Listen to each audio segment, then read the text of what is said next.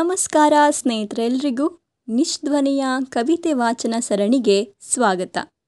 ಇದು ಡಿ.ವಿ.ಜಿಯವರ ಮಂಕುತಿಮ್ಮನ ಕಗ್ಗದ ವಾಚನ ಭಾಗ 2. ಹೊಸ ಚಿಗುರು ಹಳೆ ಬೇರು ಕೂಡಿರಲು ಮರಸೊಬಗು, ಹೊಸ ಯುಕ್ತಿ ಹಳೆ ತತ್ವದೊಡಗೂಡೆ ಧರ್ಮ, ಋಷಿವಾಕ್ಯದೊಡನೆ ವಿಜ್ಞಾನ ಕಲೆ ಮೇಳವಿಸೆ ಜಸವು ಜನ ಜೀವನಕ್ಕೆ ಮಂಕುತಿಮ್ಮ.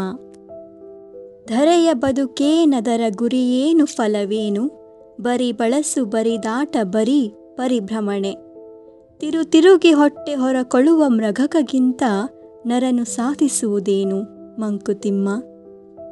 ಬುದ್ಧಿ ಮಾತಿದು ನಿನಗೆ ಸಿದ್ಧನಿರು ಸಕಲಕಂ, ಎದ್ದು ಕುಣಿಯಲಿ ಕರ್ಮ ದೈವ ನಿದ್ರಿಸಲಿ, ಅದ್ಭುತಗಳರಿದಲ್ಲ ಭವ್ಯಕ್ಕೆ ಹದ್ದಿಲ್ಲ, ಸಿದ್ಧನಾಗೆಲ್ಲಕಂ ಮಂಕುತಿಮ್ಮ.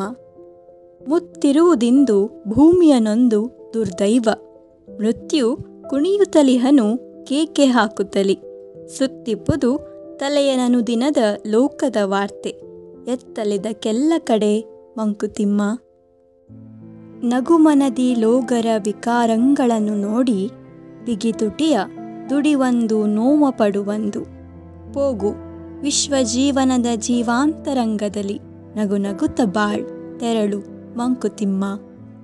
ಧನ್ಯವಾದಗಳು.